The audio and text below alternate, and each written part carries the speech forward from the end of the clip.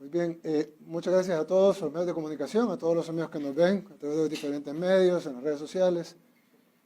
Hoy quisimos anunciar algo que venimos varias semanas de estar trabajando.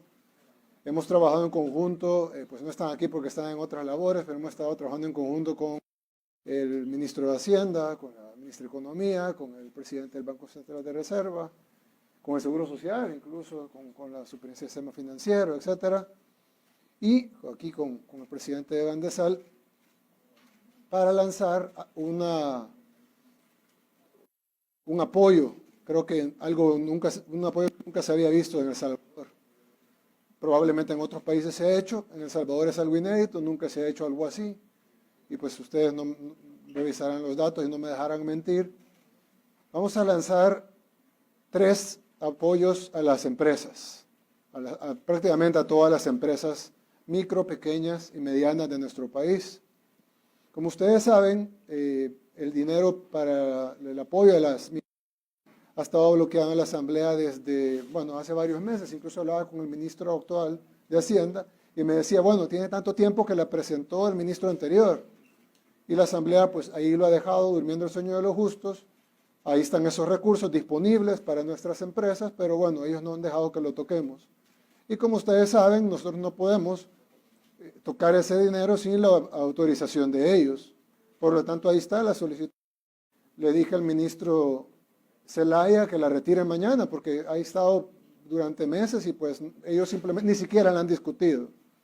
Están ocupados en las circunmisiones, llamando funcionarios para su campaña, y no se han preocupado por las decenas de miles de empresas y los cientos de miles de trabajadores que están o en problemas o incluso ya perdieron su empleo en algunos casos o tienen suspendidos sus contratos o les están pagando un pago simbólico o lo que sea. Entonces, nosotros hicimos un grupo para cumplir esta misión de poder llevar el apoyo a las empresas.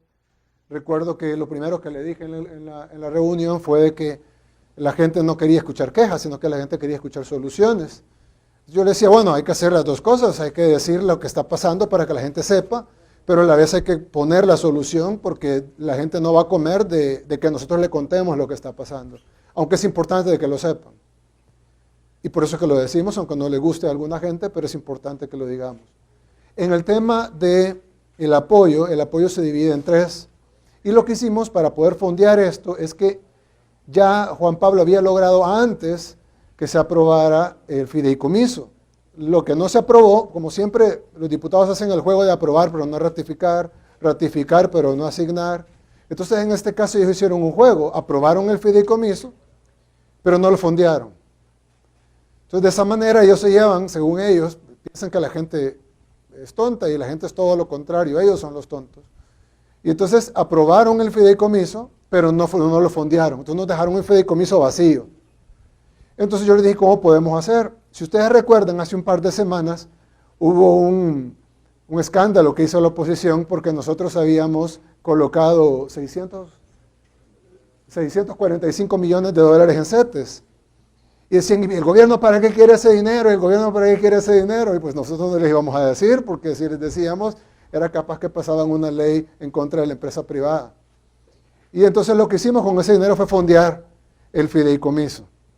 Y ya lo tenemos plenamente fondeado. O sea, es decir, el 100% del dinero requerido en el fideicomiso ya está dentro del fideicomiso de Bandesal y ya la estructura ya está hecha. Y no solo la estructura, sino que ya está listo. Y eso, ahí tenemos unas diapositivas, aquí si me permiten, hay que quitar el menú, ahí está, no, el anterior.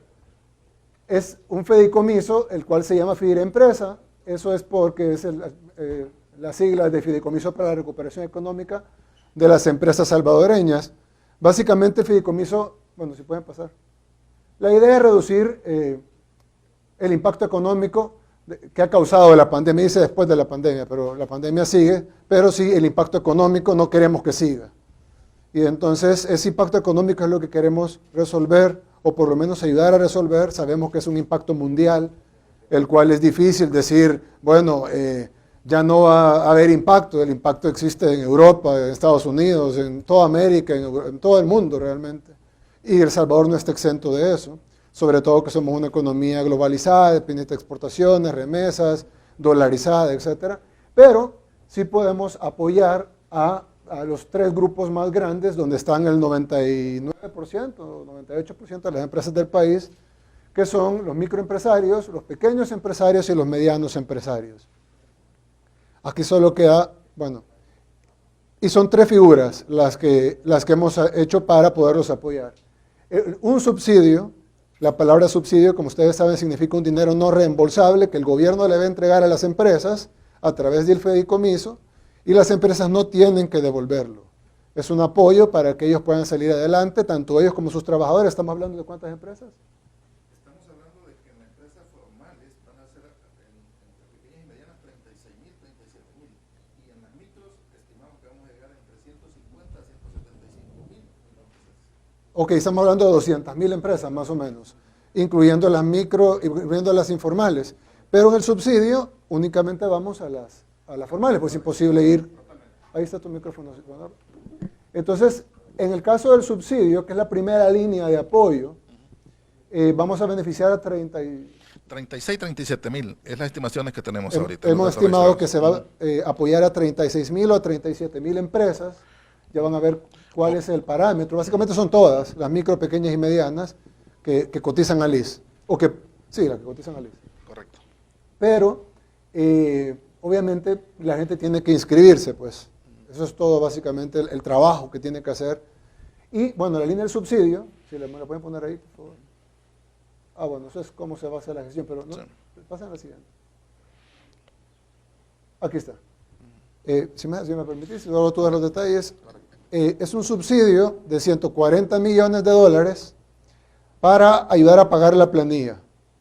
El apoyo, como dije hace un rato, no es reembolsable y se divide básicamente en dos pagos de 70 millones de dólares. El primero se va a hacer hoy en octubre. Yo hablaba con Juan Pablo y me decía, presidente, estamos listos para desembolsar ya. Eso quiere decir que vamos a poner 70 millones para octubre y 70 millones para noviembre. ¿Quiénes van a ser beneficiadas? Todas las empresas del país que tengan menos de 99 empleados y que facturen menos de 7 millones de dólares al año. O sea, si factura más de 7 millones de dólares al año, ya no es mi pyme, ¿verdad? Y si tiene más de 99 empleados, es decir, tiene 100 empleados o más, tampoco es mi pyme. Pero todas las que tienen menos de 99 empleados o menos de 7 millones de dólares de facturación y menos de 7 millones de dólares de facturación, califican para esto. Es prácticamente automático, lo único que tienen que inscribirse. Los requisitos es ser afectado por la crisis del COVID, pues básicamente eso es, casi todas las empresas han sido afectadas. Inscribirse en el registro, ahí nos va a dar los detalles el presidente Van de Sal. Tiene que estar funcionando a la fecha, es decir, aunque esté reducida. Tal vez tenía 20 empleados y solo tiene 4, tal vez tenía 10 sucursales y solo tiene 3, no importa, siempre aplica, pero tiene que estar funcionando, es decir, no puede estar cerrada la empresa. Y si la cerró, pues ábrala rápido, porque no le vamos a pedir datos de ahorita. Y tiene que estar funcionando y tiene que estar registrado como patrono en el IS, es decir, ese es el requisito de este subsidio, tiene que pagar IS. La ventaja es de que alguien puede decir, bueno, pero yo lo pagaba antes de la pandemia, pero yo en abril o en mayo quebré, o tuve que despedir la mitad de mi personal, o tuve que cerrar, tenía 3 sucursales y solo me quedé con una, o tenía el salón de belleza en un local con 5 empleados y ahora lo pasé para mi casa, en la cochera, con 2 empleados. Todo eso no afecta al fideicomiso. Nosotros vamos a pedirle su planilla de diciembre o de febrero, la que le convenga. ¿Por qué de diciembre o de febrero? Y le hacía esta pregunta a Juan Pablo. ¿Por qué diciembre o febrero? Porque la mayoría de empresas en febrero tenían una operación normal. Y ya en marzo fue donde empezaron las operaciones golpeadas por la pandemia, ya no se diga abril y mayo. Entonces ellos pueden decir, quiero usar la de febrero, que es el punto más alto donde yo llevaba mi empresa antes de que viniera el bajón de la pandemia. Pero hay otras empresas, por su rubro, como los restaurantes, etcétera, las tiendas, que se levantan en diciembre. Y tal vez enero y febrero no son tan buenos meses, tal vez se hubieran levantado en Semana Santa o se hubieran levantado en verano, si no hubiese habido pandemia, pero lastimosamente tuvimos esta pandemia, y entonces lo vamos a dejar que ellos escojan utilizar la planilla de febrero o la planilla de diciembre, la que más le convenga. Si tiene hasta, o sea, menos de 99 empleados en la planilla, puede usar cualquiera de las dos, y que las ventas brutas del año 2019 o 2018 sean iguales o menores de 7 millones de dólares por año, es decir, casi todas las empresas. La ventaja de esto es, ¿cómo va a funcionar? Bueno, le vamos a dar a la gente, la gente se va a inscribir, eso ya lo va a explicar el presidente Van de Sal, pero lo importante, antes de ver los requisitos de cómo inscribirse y eso, la gente lo que va a recibir es lo siguiente. Si ellos tienen una empresa con 25 empleados, por decir, y en el tiempo de la pandemia tuvo que quitar 10 empleados, y ahorita tiene 15. Esto es un ejemplo, puede ser distinto los números.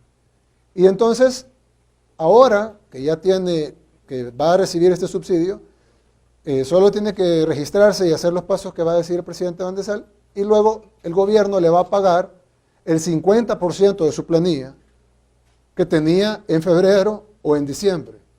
Ellos escogen. Digamos que cogió febrero. Y en febrero tenía 25 empleados, ahora tiene 15. Nosotros le vamos a pagar la planilla, la mitad de la planilla que tenía en febrero, se la vamos a pagar ahora en octubre, y la otra mitad de la planilla que tenía en febrero se la vamos a pagar en noviembre. Con eso, esta empresa debe de pagarle a los empleados que tenía en febrero. Es decir, los 15 que tiene ahora, que todavía mantuvo, más los 10 que despidió. Entonces esto beneficia a las empresas, pero también a los trabajadores despedidos o suspendidos. Si digamos que la empresa tiene 40 empleados, y de los 40 empleados se acaba con 20, tiene 10 despedidos y tiene 10 suspendidos. A los suspendidos les paga el 50%, a los despedidos no les paga nada, y a los que tienen trabajando les paga el 100%. Esta empresa se va a ver beneficiada porque en octubre va a recibir la mitad de la planilla para pagarle a los 20 empleados que tiene funcionando, le va a dar todo lo que le está dando a esos empleados que tienen suspendidos, o de repente la empresa dice, voy a hacer el mismo esfuerzo y les voy a dar el 100%. Eso es una decisión de la empresa, dándoles el 50% que ya les estaba dando, más el 50% que el gobierno le va a dar. Y los empleados que tenía despedidos, aunque estén trabajando en otras empresas, o aunque hayan puesto sus propias empresas, o simplemente no estén trabajando, tiene que trasladar el dinero a estas personas. Si la empresa dice, yo no le quiero trasladar el dinero a estas personas, no entendería por qué, pues es gratis, no tiene que pagarlo ni nada, lo mejor es que lo trasladara, pero si hubiera algún problema material para trasladarlo, digamos, no lo encuentra, o no sé, se fue a vivir a otro país, etcétera, en ese caso, pues la empresa tiene que devolver ese dinero a Van de Sal. Y eso se lo vamos a entregar, eso va a ser más o menos 70 millones, si sobra, pues se regresa al fideicomiso, pero yo creo que va a ser, bueno, hemos estimado que va a ser más o menos eso. Y luego en noviembre vamos a volver a hacer lo mismo y le vamos a volver a pagar la mitad de la planilla, otra vez de los 40 empleados en el caso de este ejemplo que di. ¿Y qué hago si solo tengo 2 empleados? Pues igual, funciona idéntico. Se le va a dar la mitad de la planilla a los 2 empleados en octubre y se le va a dar la planilla de la mitad de los 2 empleados en noviembre. Con esto, es una inyección a las empresas, a las 37,000 MIPYMES del país, y además a los trabajadores de las empresas, tanto los que están trabajando, que les garantiza que sus puestos van a continuar, porque su empresa va a poder seguir trabajando y seguir generando empleos, y crecer o recuperarse al menos, o recuperarse parcialmente del impacto de la pandemia. Número 1. Número 2, va a beneficiar a los trabajadores que están suspendidos o que han sido despedidos, porque van a recibir este medio salario en octubre y este medio salario en noviembre. Y la ventaja es que estos salarios no tienen intereses, no tienen que devolverse, no tienen que pagarse de regreso, ni siquiera llevan descuentos. Entonces la otra ventaja es que el trabajador va a recibir, si digamos gana $600, de parte del gobierno va a recibir $300. Si gana $800, de parte del gobierno va a recibir $400. No se le va a descontar nada. Y entonces no va a pagar FP, no va a pagar Seguro Social, y entonces es un ingreso neto.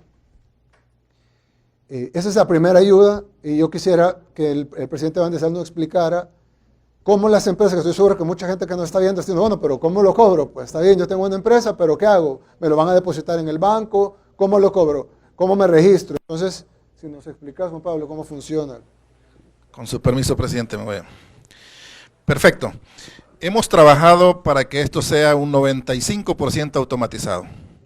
Y para que sea automatizado, ningún empresario tiene que moverse de su oficina ni de su casa si ahí tiene su computadora, de manera que pueda bajar desde nuestro sitio web la información necesaria. Ahí vamos a hacer primero la nómina o el listado que nos ordena la ley del fideicomiso, como el listado de empresas elegibles. Con esa solicitud, una vez lo han llenado, los requisitos que se le van a pedir son muy básicos, pero de verdad no va a dar mayor trabajo, nada más demostrar la legalidad, no se les está pidiendo ni siquiera solvencia, ni mucho menos, solo la existencia jurídica de ellos. Obviamente sí vamos a pedir la planilla del Seguro Social porque esa es la que vamos a validar, ya tenemos el enlace tecnológico con el seguro. Pero de febrero. De febrero o de diciembre, correcto, la que hayan elegido. Una vez hayamos hecho la debida selección de las empresas que pueden aplicar, nosotros mandamos esa base de datos al banco que hayan seleccionado, que puede ser cualquiera de los dos, el banco hipotecario o el banco de fomento. Así lo establece el fideicomiso, que el subsidio se va a canalizar a través de la banca pública. De manera que Van der Sar va a enviar ya depurado el listado directamente al hipotecario o al de fomento, depende del que haya elegido el empresario. Claramente, si no tiene cuenta en esos bancos, no se preocupe porque entonces el banco le va a emitir un cheque, sin problema. Esto es en el primer desembolso, presidente. Una vez ellos lo reciban, les estamos entregando la totalidad de los empleados que ellos dijeron tener en ese momento y que hemos validado nosotros en la nómina del Seguro Social. Si surge la situación de que hay 1, 2, 10, 15, 20 empleados que ya no trabajan por diversas razones, ellos tienen la opción de poderles pagar y no hay ningún problema, tal como usted lo ha explicado muy bien. Si hubiese dificultad, aunque ya no trabajaran, esa es la gran ventaja. Si se sucediera la situación de que hay un empleado, 2, 3 empleados que no aparecen por ningún lado, eso sí lo devolverán porque van a tener que liquidar con las firmas de cada uno que recibió su dinero. ¿Qué va a pasar cuando vayan a traer el segundo subsidio, el del mes de noviembre? Que entonces van a llevar las dos planillas, la planilla que cancelaron y la planilla que van a cancelar, como una forma de quedar nosotros resguardados con la información para poderle demostrar a la Corte de Cuentas que efectivamente el dinero ha llegado al destino que tenía que llegar en base a la ley. Va a ser un procedimiento muy expedito. No tengan ninguna duda de que va a ser muy simple. Hemos trabajado arduamente para que sea un sistema amigable, una aplicación amigable. Firempresa es el sitio que van a ocupar dentro de Van der Sar. Ahí aparecen los 3 programas, eso lo voy a ampliar después de que usted explique los otros programas, pero no tengan ninguna duda que va a ser un ejercicio que hoy mismo ustedes van a poder probar porque vamos a habilitar inmediatamente el sitio para que ya lo puedan utilizar. Vamos a tratar de canalizar lo más pronto posible los subsidios. Sabemos de la emergencia en la que ustedes se encuentran. Hemos preparado equipos operativos, equipos muy bien entrenados, tratando de dar el mayor abasto posible. Sabemos que en los primeros días va a ser crítico por la cantidad de solicitudes que nos van a ingresar, pero estamos preparados para trabajar en doble turno si es necesario, los fines de semana si es necesario, para no retrasarles más, porque sabemos que han sido duramente castigados por la irracionalidad de la oposición que nos llevó hasta este momento. Yo quiero felicitarlo, presidente, porque de verdad ha sido una idea genial para poder tener todos los fondos. El solo hecho que usted ha tomado la decisión de que sean los 600 millones, nada de 100, ni de 200, ni de 300, sino que ha fondeado el 100% del fideicomiso, les estamos dando sin duda una de las mejores noticias del año, porque va a llegar a los diferentes sectores productivos y esta va a ser una vitamina importantísima en la reactivación económica del país. Gracias Juan Pablo. Sí, y gracias a esos 600 millones es que vamos a poder hacer otros 2 programas. Como ustedes vieron, este programa son 70 millones en octubre, 70 millones en noviembre, ahí se van 140 millones, pero quedarían todavía 460 millones disponibles. ¿Cómo vamos a utilizar este dinero? Entonces ahí pasamos a la segunda, que es la línea de créditos para MIPYMES. Ahí tenemos una línea de crédito de 360 millones de dólares para todas las micro, pequeñas y medianas empresas del país, formales. Ya vamos a hablar de las informales. Y entonces, la MIPYME formal, ¿qué es una MIPYME formal? Bueno, no sé si podemos pasar la gráfica. Una MIPYME informal, bueno, perdón, las condiciones del crédito es un crédito súper blando. Normalmente una MIPYME no tiene acceso a esto, un crédito así. Bueno, ni siquiera la mayoría de la gran empresa no tienen acceso a un crédito así. De hecho, el Estado va a perder. Es decir, nosotros vamos a perder un poco de dinero, pero bueno, hay dos formas de responder a una crisis. O nos contraemos o impulsamos. Y nosotros hemos decidido impulsar, no contraernos. Hay otros países que han decidido contraerse. La historia dirá quién tomó la decisión correcta. Nosotros creemos que la decisión correcta es impulsar, no contraerse. Si nos contraemos, vamos a entrar en una recesión de 10 años. Si impulsamos, vamos a romper las expectativas. Vamos a salir mejor que las expectativas. Entonces el crédito va a tener una tasa anual del 3%. Ojo, muchas microempresas están pagando tasas anuales del 30% o se fondean con la tarjeta de crédito del 40, 50, 60% anual. En este caso va a tener una tasa del 3%, que ni siquiera los créditos hipotecarios tienen esa tasa. El plazo es de 10 años. Es decir, si presta $10,000, va a pagar $1,000 al año al 3%. Pero no va a pagar nada en el primer año. Es decir, si saca su crédito de $20,000, por decir, se le entregan $20,000 ahorita, no tiene que pagar nada en noviembre, ni en diciembre, ni en enero, ni en febrero, ni en marzo, sino que hasta noviembre del otro año. Ahí va a pagar su primera cuota. Octubre, noviembre del otro año. Ahí va a pagar su primera cuota. Y su primera cuota va a ser de los 20,000 divididos en 10 años, y la cuota es mensual, ¿eh? O sea, va a ser un 12avo de una décima. Un 120avo.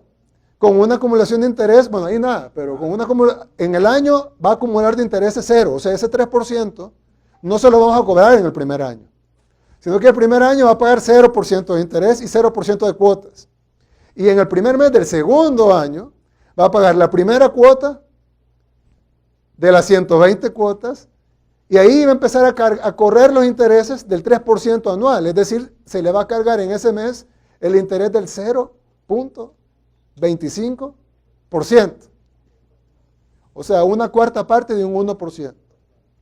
Es lo que se le va a cargar en el primer mes, para que en el año se le cargue el 3%. El primer año de intereses, que es el segundo año del crédito. Porque en el primer año no va a pagar ni intereses, ni cuota, ni se le va a acumular intereses. Esperamos que ya en ese año ya empiece a recuperarse. Más aún con el dinero que le hemos dado, para que se recupere. Porque este dinero es para capital de trabajo. Y otro punto bien importante para un montón de empresas que están diciendo, pero yo no tengo cómo prestar, yo no tengo garantía, perdí el local o ya no tengo tal cosa. No tiene que poner garantía. Es sin garantía. Ahora, ¿cuáles son si nos explicas un poquito cómo funciona? Este es un programa maravilloso, presidente, tal como usted lo definió desde el inicio de la pandemia. Creo que fue la decisión más sabia, poner al equipo económico a preparar esta estrategia. Efectivamente, nadie va a tener un financiamiento, nadie lo ha tenido en el país, al 3% con un año de gracia plena, nadie lo ha tenido. Y va a ser muy simple, porque le vamos a pedir varios requerimientos, pero entre ellos, lo voy a hacer a la inversa para que me entiendan más rápido. No va a necesitar garantía, tal como lo dice nuestro presidente, no va a necesitar solvencia en ese momento, a menos que nos pida más de $30,000. Si no nos pide $30,000 para arriba, usted no va a presentar ni siquiera solvencias, ¿verdad? Ni fiscal ni municipal, solo de 30 para arriba. Significa de $30,000 para arriba. Este dinero es exclusivo para la recuperación económica, para volver a la normalidad a la empresa. Lo que usted adeuda, por ejemplo,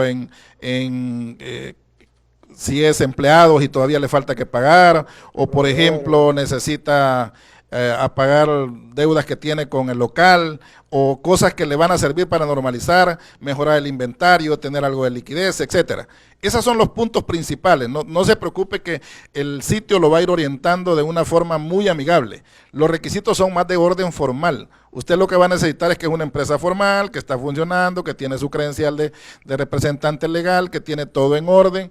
Ya no importa mucho si ha tenido que sufrir alguna disminución de personal, No importa si ahora está un poco disminuida por la situación de la crisis, de eso se trata. Le estamos inyectando estos recursos desde el gobierno para que usted pueda normalizar las operaciones que tenía antes de la pandemia. Perdón. Ajá. O sea, esto funciona al revés. Ajá. El hecho que su empresa está afectada no lo descalifica de recibir el préstamo. Al contrario, que su empresa está afectada lo califica para recibir el préstamo. Entonces funciona al revés de cómo funcionaría la banca normal. Correcto. Nuestro sistema es tan amigable que desde que usted ingrese la solicitud y dependiendo de lo que usted pida, le va a asignar un número. Si usted es micro, si usted es pequeña, si usted es mediana, si usted es grande a nivel formal. Y le va a dar opciones donde usted quiere que le canalicemos los recursos. Ahí sí son mucho más bancos, ahí ya no son solo los estatales. Van varios bancos comerciales, van bancos cooperativos, van cajas de crédito, van diferentes instituciones. Usted va a elegir dónde quiere, si ya tiene uno de esos bancos con los que está trabajando, a lo mejor se va a decidir por uno de ellos. Y si no, usted elige dónde va a necesitar que le canalicemos esos recursos. También todo va a ser a nivel automatizado. Todo lo va a subir a nivel escaneado. Y hasta el día del desembolso usted se va a presentar al banco con los documentos originales, pero ya es el momento en que se le van a canalizar los recursos. La idea es que no tiene que llegar al banco, no tiene que ir a hacer fila, no tiene que ir a perder tiempo, no tiene que arriesgarse por la pandemia. Hemos trabajado arduamente abriendo espacio en la nube, hemos comprado espacio en la nube, hemos robustecido nuestro sitio web, nos hemos blindado para cualquier malintencionado que pretenda hacerle daño al sitio y además hemos tratado de crear una aplicación muy, pero muy amigable que yo espero que en las primeras reacciones que tengamos en las próximas 24 horas sean muy satisfactorias.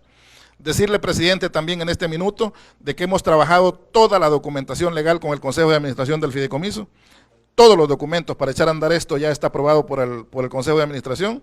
Ya hemos tenido 2 reuniones con la Comisión de Veeduría, a la cual hemos ofrecido todo el acceso posible a la minucia que quieran tener información. En tiempo real les vamos a estar sacando reportería de cuántos son los ingresados, cuántos son los aprobados, cuántos son los que están en proceso, cuántos rechazados, cuánto es el total que está en marcha a diario. O sea, en tiempo real todos los medios de comunicación van a tener acceso a conocer cómo va evolucionando el desempeño del fideicomiso que vamos a estar ejecutando. Tengo una pregunta, de verdad pregunta. Dice tener categoría A1, A2 o I o B, debe ser o B. No, debe ser B, ahí debe de haber un error de digitación. Está bien, es una o B, al 29 de febrero, eso sí lo entiendo. Quiere decir que antes de que pude haber sido afectado por la pandemia, porque el 29 de febrero no había obviamente ninguna afectación, había fue hasta marzo. Pero ¿qué pasa si yo no he trabajado nunca con bancos? Entonces no tengo la categoría, porque aunque yo sí, pues en febrero pude haber sido B, pero yo no trabajaba con bancos, trabajaba con capital propio. El sistema lo va a mandar a una nómina, no lo va a rechazar. El sistema lo va a mandar a una nómina especial que va a resolver el Consejo de Administración del Fideicomiso. Por supuesto que todos estamos en la actitud de apoyar. ¿Verdad? O sea, no marginar ni excluir a nadie si no se cumpliese eso. Lo estamos haciendo en reuniones conjuntas. Ya celebramos la primera reunión conjunta a raíz de petición de este servidor, donde estuvo el Consejo de Administración y la Comisión de Veeduría, donde tomamos decisiones y les dijimos qué es lo que más nos conviene. Seamos justos pensando en los empresarios y en condiciones complicadas nos pusimos de acuerdo rápido. Dijimos todos estamos en una actitud de ser incluyentes. Creo que hay 2 componentes fuera de todo lo que hemos dicho. Sí. Hay 2 componentes que tenemos que tomar en cuenta y uno es que este dinero tiene que llegar rápido. Eso. Porque si lo vamos a desembolsar en octubre del otro año, ya no es para el COVID. Créame, presidente, que ha sido de mis mayores preocupaciones como fiduciario. Y lo otro es de que obviamente la gente está afectada. Y si bien inteligentemente se ha puesto que sea la categoría en febrero, es decir, si caí de categoría ahorita no importa. No importa. Porque mi categoría de febrero es la que cuenta. Sí. Pero yo conozco empresas y estoy seguro que los amigos que nos están viendo, muchos tendrán empresas que no tienen categoría, no porque no la merezcan, sino porque aunque estaban bien o estaban más o menos bien en febrero, no se fondeaban con tarjeta o se fondeaban personalmente o sacaron un préstamo. Si ese fuese el caso, téngalo por seguro que la decisión de Bandesal, alineados a su visión de facilitar las cosas, es que esa gente sea favorecida. Claro, eso pasa por la decisión del Consejo de Administración, de la Comisión de Veeduría, porque estamos tomando decisiones muy unánimes, pero lo más seguro es que esa gente no va a ser rechazada, ya el sistema lo va a tener identificado. Si le parece que no tiene categoría, lo va a lanzar a una nómina aparte, una base de datos aparte, que inmediatamente va a conocer el Consejo. Perfecto. porque la idea es de que, bueno, la idea es de que beneficiemos a la mayor cantidad de Totalmente. empresas posible, lo más rápido, y que esos 360 millones, que es el segundo componente de los 600, Correcto, correcto. también llegue, porque lo otro sabemos Sí. que va a llegar a octubre y noviembre, Sí. pero lo otro también que llegue lo más rápido posible. Y los lo que, más, 360 millones. lo que más va a dinamizar son los 460, estos 360 y los otros 100 que ya vamos a hablar. Correcto. Va, estos van directo, estos son al torrente sanguíneo de la economía. También lo otro, porque lo otro va Sí, para porque perder. lo otro va a la base, va al consumo. Lo va a recibir el empleado y va a tener más capacidad de consumo. No solo eso, también, también la empresa. También porque la empresa se va si a yo ver- tengo se una va a ver empresa de favorecida. 30 empleados Claro, y los estoy pagando con costas, ahora el gobierno Claro. me va a ayudar, la mitad Totalmente. la paga el gobierno totalmente, de este y del otro mes. un Totalmente. alivio. de acuerdo. Bueno, pero correcto. Entonces, este es el segundo componente, que es el de los... El 360 millones para la empresa formal. Correcto, 360 millones para la empresa formal.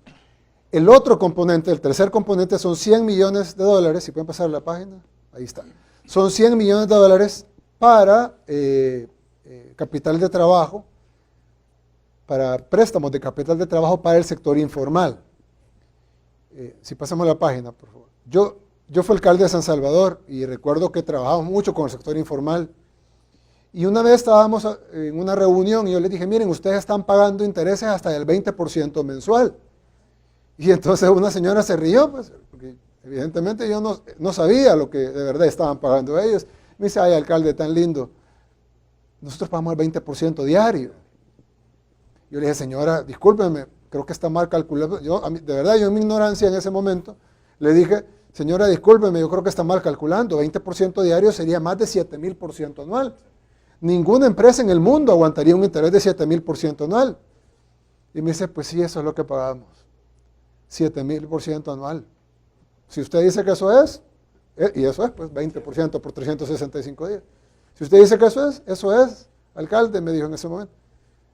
Eso paga 20% diario. Y yo, ¿pero cómo logran pagar? Nadie puede pagar 7,000% anual. Su empresa no puede dejar eso. Y me dice, bueno, es que nosotros tenemos un sistema, me dijo, en donde vamos y le prestamos $100 por el día. Compramos mercadería de $100, la vendemos en $140, le pagamos los 100, los 20 de intereses y nos quedamos con 20 para vivir. Eso sí nos va bien y no nos queda producto. Muchas veces no nos alcanza ni para pagar el capital, ya no se diga el interés. Y la realidad de esta señora, y la gente que nos está viendo, estoy seguro que habrá muchos del sector informal, es la realidad de cientos de miles de empresas en El Salvador, porque el 75% de las empresas, si no más, 80%, 85%, 85% de las empresas de nuestro país son informales y viven esa realidad. Puestos del mercado, gente que tiene puestos en la calle, e incluso hay algunos locales que son informales, salones de belleza, tienditas las tienditas de las colonias, que están en un local, en teoría, en una esquina de la casa, y tienen cierta formalidad, porque tienen proveedores fijos, llegan de las bebidas gaseosas, etcétera, pero no deja de ser una economía informal. Y mucha de esta gente paga hasta 20% diario. Entonces, cuando hablamos de las condiciones, la usanza bancaria mundial es que como sube el riesgo, tiene que subir el interés para compensar esa subida de riesgo. Pero yo creo que esto no es un tema, sí es un tema financiero, pues tú sos banquero, pero también, como hablamos, es un tema social. Entonces yo les pedí que si le íbamos a dar el 3% a un empresario, le íbamos a dar el 3% a un empresario por más informal o como le quieran llamar. Hay gente que no le gusta llamarle empresario, dice trabajadores por cuenta propia, llámele como quiera. Son emprendedores, hay gente luchadora que se levanta a 3, 4 de la mañana sin exagerar. Y ojo, no es que se duerme temprano, como en el campo, que tal vez se levantan a las 3, pero se duermen. No, ahí no, se levantan a 3, 4 y se duermen, no duermen. Además son asediados por la delincuencia, por la contaminación, por la pandemia. Entonces yo les dije, mantengamos los mismos beneficios de la empresa formal en las empresas informales. 3% de interés anual. O sea, van a pasar de 20% diario a 3% anual. 10 años de plazo, o sea, no un día como le dan ahora, o 3 días, o una semana y ya los están amenazando, o un mes, no, 10 años. El primer año no paga nada. y tampoco acumula ese 3% de interés anual que yo sé que no les importara, yo los conozco, el 3% es nada. Pero igual no se lo vamos a cobrar el primer año, ni siquiera se lo vamos a acumular. Entonces, si esta persona presta, por decir algo, $800, porque en este caso, ellos, yo los conozco, he trabajado con ellos, trabajamos en el reordenamiento del corazón del centro histórico, sus préstamos son de $500, bueno, a veces son de 100, pero a veces son de 300, 400, 600, 800, 1000, generalmente, a veces son un poquito más, pero generalmente son créditos relativamente pequeños comparados con los que haría una mediana empresa, por ejemplo. Pero digamos, ejemplo, presta $1000. El interés anual sería de $30 en un año. Pero en el primer año no se lo vamos a cobrar, ni cuota, ni intereses, ni siquiera se lo vamos a acumular. Entonces, le damos los $1000 en noviembre, digamos, y no paga nada en diciembre, enero, febrero, marzo, abril, mayo, sino que hasta noviembre del otro año paga su primera cuota, que son $1000 entre 120, es decir, le tocaría como $8 de cuota, ¿sí? Más 0% de interés, porque no se acumula nada en el primer año. Ya ahí se empieza a acumular una cuarta parte de un 1% por mes, haciendo el 3%, vale decir, en el segundo año pagaría cuotas de $8 más, pagaría el 3%, que sería $30, como $3. Bueno, la cuestión es que empezaría a pagar dentro de un año y empezaría a pagar los 10 años de pagos con 3% de interés anual y tampoco requiere garantía. Ahora, el problema es que ¿cómo comprobamos? Porque es más difícil, ya que no están legalizados, ¿cómo comprobamos sus ventas, ya que no pagan, etcétera, no pagan IVA, etcétera? Aunque sí pagan IVA porque compran todo con IVA, eso es el mayor engaño de todos, que no pagan IVA, claro que pagan IVA, lo pagan y no se lo descuentan, pagan más. Lo que pasa es que nadie lo dice, pero es la realidad, pagan más IVA porque ellos compran sus productos con IVA y no tienen el beneficio del crédito fiscal para descontárselo. Entonces al final pagan más impuestos que la gran empresa en porcentaje, pero no nos lo pagan a nosotros directamente, sino que lo pagan a través de los proveedores. Entonces sí pagan, pero no lo pagan, no llenan un formulario, no están en nuestro sistema. Entonces tiene su forma de aplicar, y si ahí se nos explicas tú. Este es el programa, si ustedes lo ven, se pensó en el diseño de una manera magistral, porque este sector, que en su momento hubo un jaloneo, si lo incluíamos o no lo incluíamos en las negociaciones que se hacían, pero al final, gracias a la valentía de nuestro presidente, se logró mantener. Son 100 millones, es una buena cantidad de dinero que va a llegar a las microempresas. Van a tener varias opciones, presidente. La primera de ellas es que tengan un crédito en cualquier institución financiera del sistema, sea banco cooperativo, sea sistema FEDECASE, sistema FEDECRÉDITO, sea cualquier institución, sociedad de ahorro y crédito, una micro financiera que los haya financiado. ¿Por qué? Porque eso nos da la certeza de que ya existía antes de la pandemia y que efectivamente se le entregó un crédito por parte de esa empresa. Es fácil también determinar su categoría de riesgo, que son los únicos dos requisitos: tener un financiamiento, por pequeño que sea, no importa si es de $300, $500, y que haya estado en categoría A o B al momento de que inició la pandemia. Esa es la primera opción. Pero resulta que alguien dice, no, yo ni tengo crédito, los escenarios que usted estaba diciendo, ni tampoco yo estoy en ninguna categoría. Entonces vamos al segundo plan. Digamos, una señora tiene un puesto en el mercado. Ajá, correcto.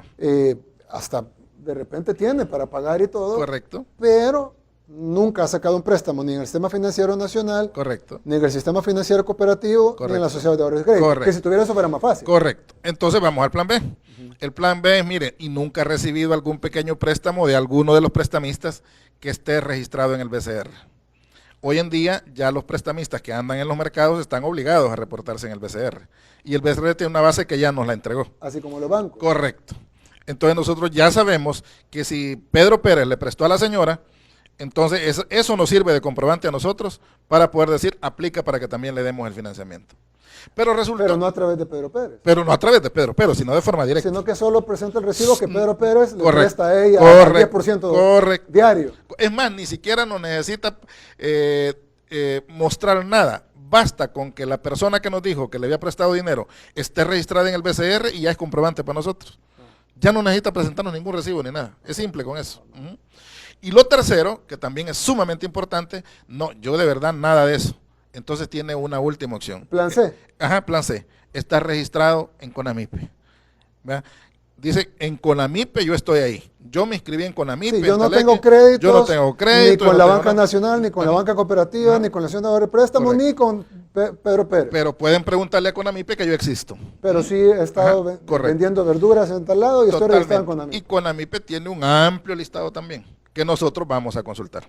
De manera que si lo encontramos ahí, es la tercera opción que tiene, le entregamos su crédito.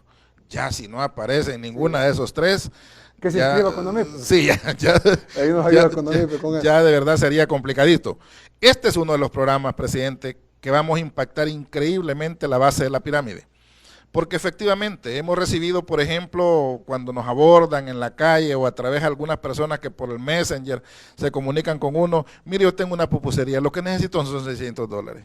Mire, yo tengo una venta de ropa, a mí me salvan la vida con $800. Mire, fíjese que yo tengo un pequeño taller, yo lo que estoy necesitando son $1,000. Y la ventaja es que esas empresas reciben los 800, los 600, la pupusería, la tienda, el taller, y no pagan nada en un año. En un año. Una cuota. E inmediatamente lo ponen a trabajar. Claro. O sea, por eso estoy diciendo, esta va a ser una inyección directamente al sistema sanguíneo de la economía. Esto se van a ver los efectos bien rápidos. O sea, el primer trimestre del próximo año se van a ver los efectos de este fideicomiso. Y le aseguro, presidente, este va a ser un fideicomiso que va a servir de ejemplo en Latinoamérica. Le estoy diciendo que hay varios bancos de desarrollo a nivel latinoamericano que se han comunicado conmigo porque se han dado cuenta de este fideicomiso. Y están muy interesados en conocer los detalles de cómo lo estamos ejecutando. Una vez lo ejecutemos con total éxito, como lo tenemos previsto, le aseguro que va a ser un ejemplo a seguir, porque era la única manera de poderle trasladar recursos en estas condiciones a nuestros sectores productivos. No había otra forma de hacerlo, ni siquiera con fondos de la banca estatal. O sea, esta era la figura correcta y creo que hemos sido muy asertivos en eso, presidente, y lo felicito por eso. No, igual las felicitaciones a ti, al equipo de Ministerio de Hacienda, del Banco Central de Reserva, y al equipo del Ministerio de Economía, pero también el equipo de Bandesal, que ha trabajado en todo el detalle, ha corrido, me contaban que... Sí, ahí los tengo. Me contabas tú de que solo cruzar datos con el Seguro Social, sí, etcétera. sí. Pero bueno, ya gracias, ya está listo, y bueno, ya está disponible para todos. Son $600 millones. Esto se pensó desde el inicio de la pandemia, en marzo, cuando pues tuvimos el golpe de la pandemia, al igual que la mayoría de países del mundo, el inicio del golpe de la pandemia. Como todos saben, el dinero todavía está congelado, está detenido ahí en la asamblea, pero conseguimos dinero de otro lado, ya lo fondeamos, y pues ahí lo que está congelado en la asamblea, pues hay que les aproveche, porque no lo vamos ya vamos a retirar la solicitud, porque pues como me dice la gente, presidente, no se queje, no solucione. Bueno, sí me voy a quejar porque no es justo que congelen el dinero del pueblo, pero también vamos a dar soluciones. Y la vamos a dar, como bien dijiste, al 100%. No es que, bueno, conseguimos la mitad o conseguimos la cuarta parte, no, se fundió los $600 millones, los 3 programas al 100%. Así que, bueno, gracias a Dios y estamos abiertos para preguntas de la prensa. Vamos a la ronda de preguntas. Vamos a iniciar con Maggie González de Canal 33. Gracias, buenas tardes. Señor presidente, el Fondo Monetario Internacional dijo que la economía de nuestro país crecerá un 4% el próximo año. Sin embargo, este año caerá a 9%. Entonces, ¿cómo espera el gobierno recuperar esos 5 puntos? Obviamente, esto es parte de esas estrategias, pero ¿qué otro tipo de estrategias? Si me podría comentar, por favor. Y aprovechando la oportunidad, si me permite, preguntarle acerca del caso del Mozote. En noviembre del 2019, la presidencia le dijo al juez que lleva el caso que no tenía documentos o archivos militares relacionados a este caso. Sin embargo, como ya conocemos, usted presentó estos archivos militares, entonces quisiera que me explicara por qué esta contradicción. Y en ese mismo caso, el asesor jurídico dijo de que ya estos documentos fueron entregados, sin embargo, el juez ha dicho que no ha recibido nada. Sí me podría aclarar. Y por último, como ya es de conocimiento público estos documentos, sí me puede comentar qué contienen estos documentos. Muchas gracias. Bien, la primera es de que nosotros, y esto qué bueno que se pueda tocar, nosotros hicimos una estimación de crecimiento para el presupuesto 2021, que como ustedes saben incluye la reactivación económica de nuestro país, para crecer incluso más de lo que se está calculando, incluye un aumento para todos los maestros de nuestro país de $100, incluye un aumento para el personal de la Fuerza Armada de $100, incluye un aumento para todos los policías de $100, que sería un segundo que se viene a montar al aumento que les dimos este año. Incluye la creación de casi 4,000 nuevas plazas para médicos y enfermeras, que muchas de ellas son plazas que ya están, que se contrataron temporalmente para la pandemia, pero creo que es injusto que a nuestros héroes que han estado en primera línea de premio les demos una finalización de su contrato. Entonces yo pedí que se contrataran ya fijos, y eso nos va a servir una vez, primero Dios, salgamos de la pandemia, el mundo salga de la pandemia, nos va a servir para robustecer el nuevo sistema de salud. Aparte de eso, van 26 millones de dólares adicionales para la Universidad de El Salvador, 10 millones para fortalecer sus instalaciones y el recurso humano que necesitan para esas nuevas instalaciones, digamos, laboratorios, etcétera, y 16 millones de dólares dentro del presupuesto para la creación de 2 nuevas sedes de la Universidad de El Salvador, que las prometimos, fue una promesa de campaña. Esas 2 nuevas sedes ya van incluidas en el presupuesto. Aparte de eso, va incluida también la compra y la entrega de una computadora para cada niño que esté en cualquier escuela pública del país. Es decir, son 1.2 millones de niños y niñas que recibirían una computadora. Y como dije una vez, no una lempita, ¿verdad? O no una computadora de juguete, sino una computadora de verdad. Con eso queremos, y con internet. Con eso queremos romper la brecha digital y que todos nuestros niños que estén en las escuelas, que estamos hablando 1.2 millones de niños están en las escuelas públicas, van a recibir una computadora. O sea, si una familia tiene 3 hijos en escuelas públicas, esa familia va a recibir 3 computadoras con internet. Eso es en el presupuesto.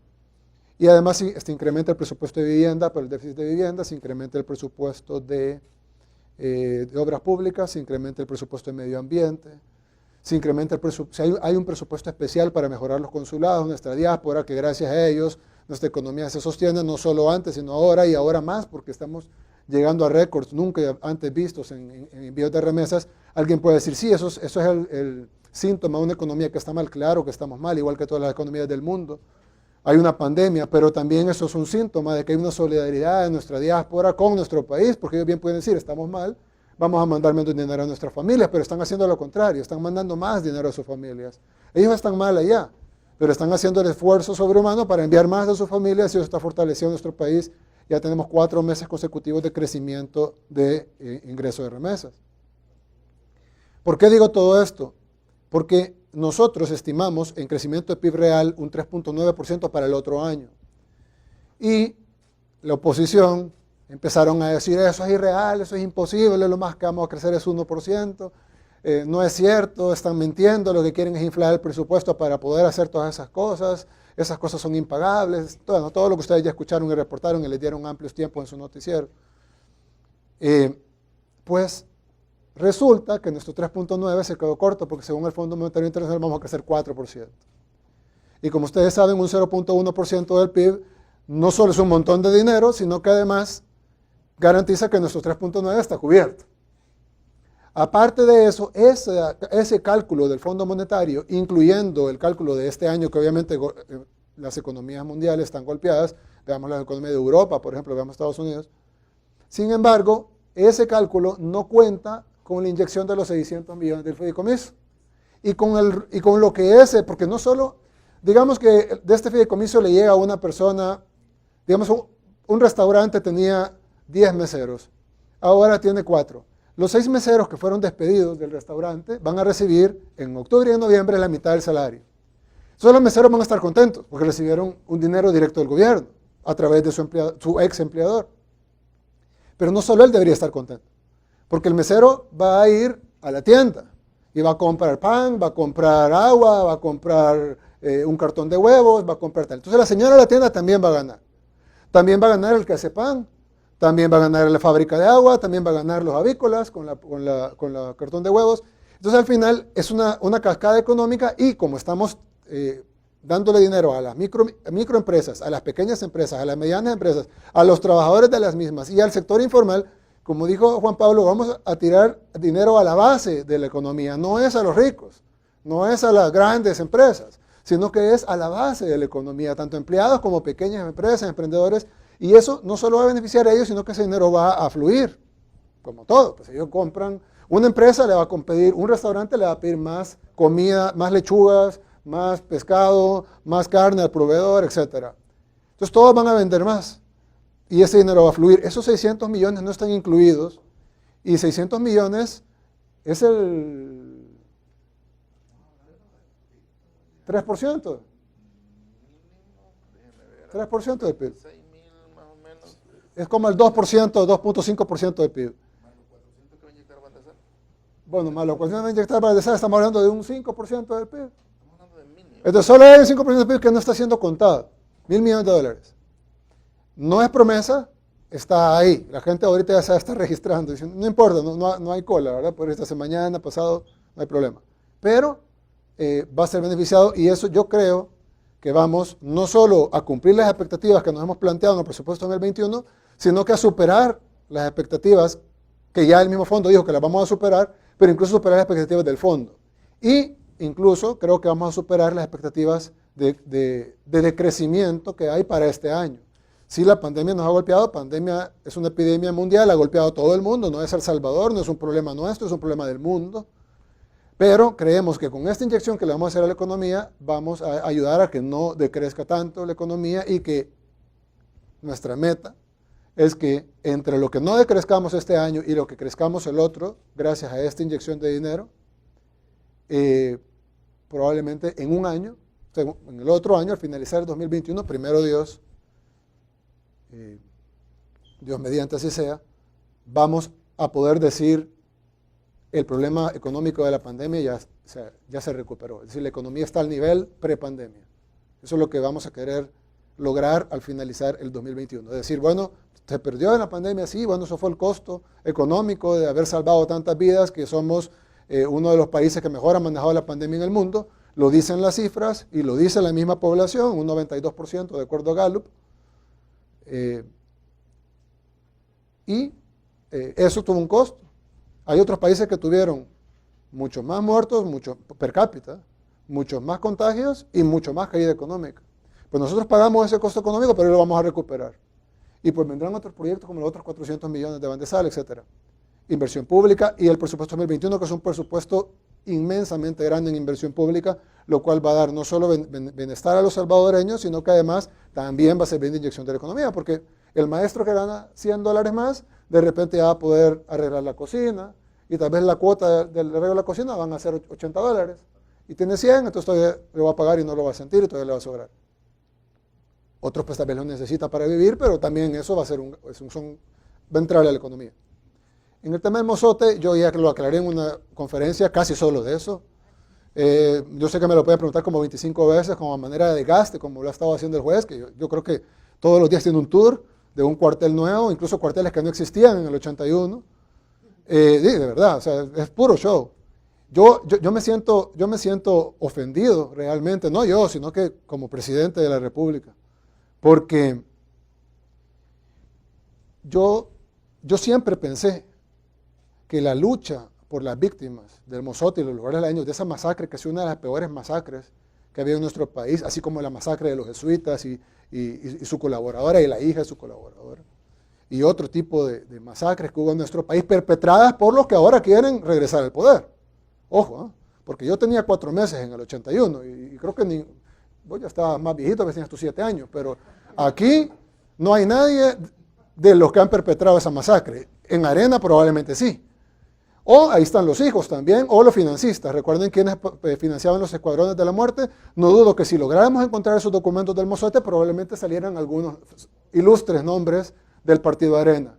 Porque recordemos que mucho se le culpa a los militares cuando los que financiaban y ordenaban todas estas atrocidades eran los civiles. Y eso es una realidad. Ahí está el caso de los jesuitas. ¿Quiénes ejecutaron? ¿Cómo dijeron en el juicio de España? Que llegó el que dio la orden y dijo, vamos a ir donde el presidente, y si no le damos una contraorden que por el presidente lo aprobó. El siguiente día dijo, no nos dieron contraorden. ¿Qué quiere decir que lo aprobó el presidente? ¿Quién era el presidente? Alfredo Cristiani. Pues hoy resulta que ellos están indignados y que quieren saber la verdad. Entonces yo lo que me he dado cuenta es que, no estoy hablando de las víctimas o la gente que vive en el Mozote, mis respetos para ellos, aquí estuvieron almorzando conmigo. La gente se está aprovechando de ellos. Se aprovecharon de ellos toda la vida. Yo no había unido los puntos, hasta ahorita los uno. Es diferente cuando uno ya ve todo el panorama, ve la realidad, ve que no hay un papel ahí que valga la pena. Además, lo que declasificamos, para responder anticipadamente a tu última pregunta, ahí hay documentos del Mozote, pero no valen la pena. Ellos saben eso. Si estuvieron 30 años en el poder, 30 años. Yo tengo, ¿cuánto? 1 año y pico, y la mitad en pandemia. Ellos estuvieron 30 años. Pasaron 6 presidentes. 6. Cristiani, Calderón Sol, Paco Flores, Tony Saca, Mauricio Funes, Sánchez Serén. Llegó el FMLN. Yo voté por el FMLN, yo no sé cuántos de ustedes votaron por el FMLN, pero le dimos un mandato. Y el mandato del FMLN era cambiar el sistema injusto que vivía en nuestro país, que no lo hicieron, lo que hicieron fue robar, y arreglar todas esas injusticias. ¿Qué pasó?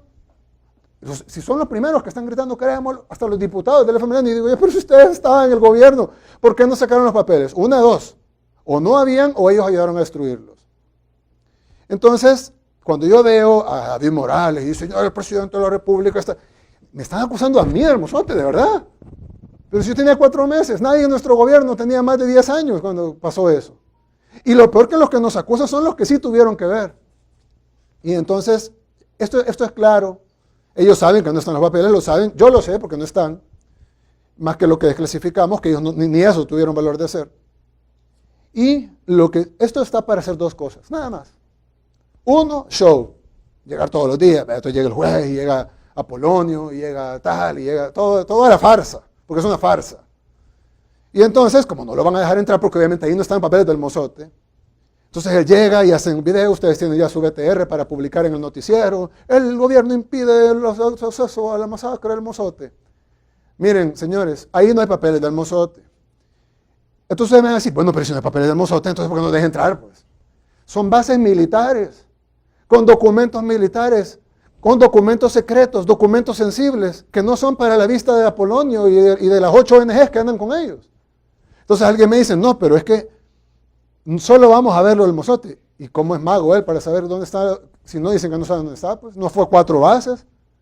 Entonces cuando llega a una base, digamos, y dice, vaya, quiero entrar ahí. No, mire, fíjese que ahí no está lo del Mozote. No dejan entrar a la puerta 8, ahí está lo del Mozote. Dejen entrar a la puerta 8. Ábrame el archivero. Mire, pero ese archivero es de ayer, todos esos documentos son nuevos. Mira, aquí dice 2020.